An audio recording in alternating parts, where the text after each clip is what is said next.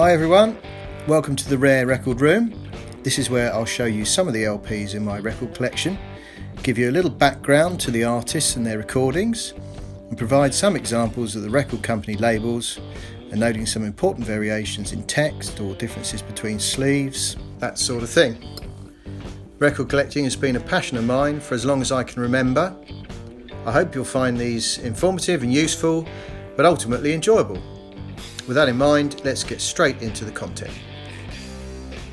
In this video, I shall be looking at some records from a group styled as the greatest rock and roll band in the world.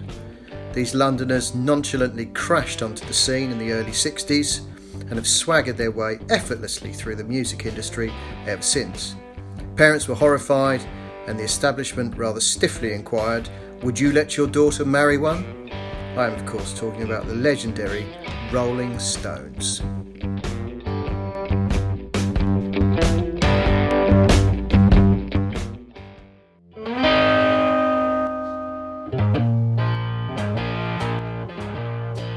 In this episode, we're going back to spring 1965 and looking at the third and final Decca EP from the Stones, which was their only live extended play disc. The title, Got Live If You Want It, is a play on Slim Harpo's Swamp Blues song Got Love If You Want It, which became a perennial favourite of British R&B bands such as the Stones, the Kinks, the Yardbirds and the Who. Somewhat confusingly, the title Got Live If You Want It was also used for a full-length Stones live album recorded at the Albert Hall in London in late 1966. That LP was not given an official release in the UK, but some rare British export copies were in fact produced by Decca Records. All 6 tracks were captured on the Rolling Stones Spring UK tour, recorded over 3 evening performances in March 1965 at the Palace Theatre Manchester, the Regal Theatre Liverpool and the Regal Theatre in Edmonton, London. The personnel on this EP are Mick Jagger, lead vocals, harmonica and percussion, Keith Richard, guitar and vocals, Brian Jones, guitar, slide guitar and vocals, Bill Wyman, bass guitar and vocals, and Charlie Watts, drums and percussion. The EP was produced by the Stones manager Andrew Loog Oldham and the audio engineer Glyn Johns. The record opens with an audience chant, "We Want the Stones," but this is not an actual Stones performance. This is followed by "Everybody Needs Somebody to Love," a studio version of which had been the opener to the band's most recent LP, The Rolling Stones No. 2. Next up is "Pain in My Heart," which is mistakenly credited here to Otis Redding and Phil Walden.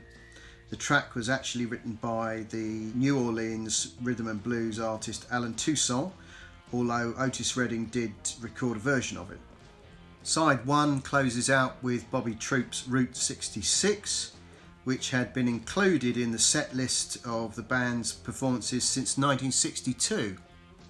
Side 2 opens with the Stones' frenetic version of Hank Snow's 12-bar country blues song "I'm Moving On," and closes with the track "I'm Alright," which is credited here as a group original composition under the name Nanka Felge, but was heavily influenced by Bo Diddley's song of the same title.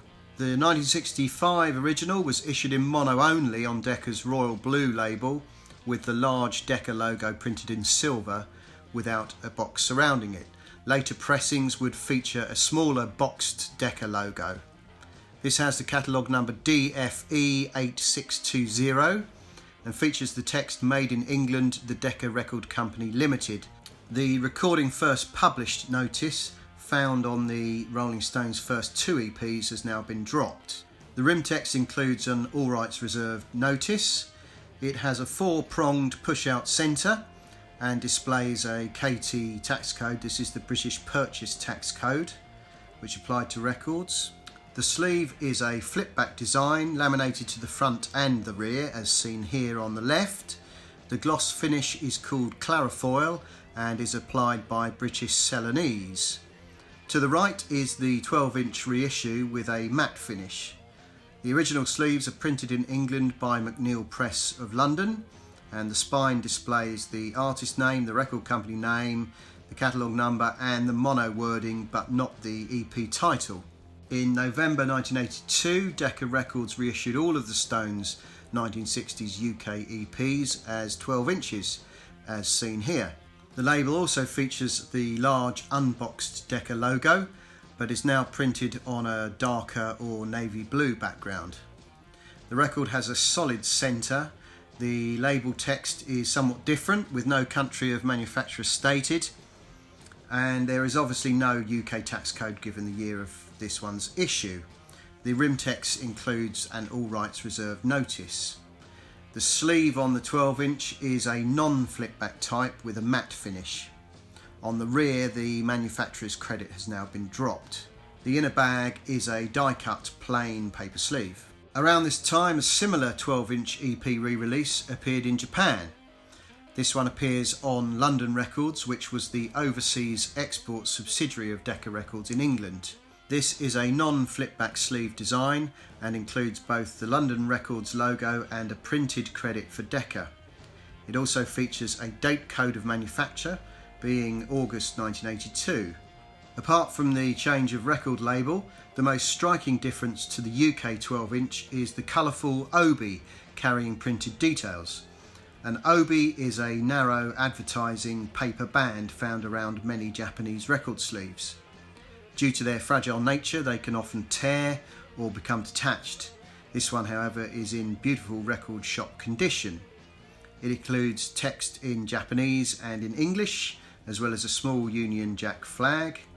The price displayed is 1,500 yen. The record label features a rather cheeky naked design, which is reminiscent of the advertising campaign for the Rolling Stones' 1971 LP Sticky Fingers.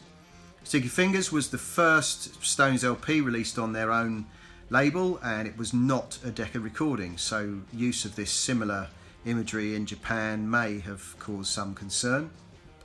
The back cover shows the familiar 1980s warning about home taping being illegal, and the paper obi lists a large number of Stones Decca or London LPs that were available in Japan, and each is priced at 2,000 yen. This finely produced Japanese EP also includes a 12-inch double-sided, printed on both sides, paper insert, one side of which acts as a lyric sheet, and this is printed in both the Japanese and the English language. Values for the original 1965 UK EP with the unboxed Decca logo, £40, and for the boxed logo design, £12. And for the 12-inch from 1982, £12 again.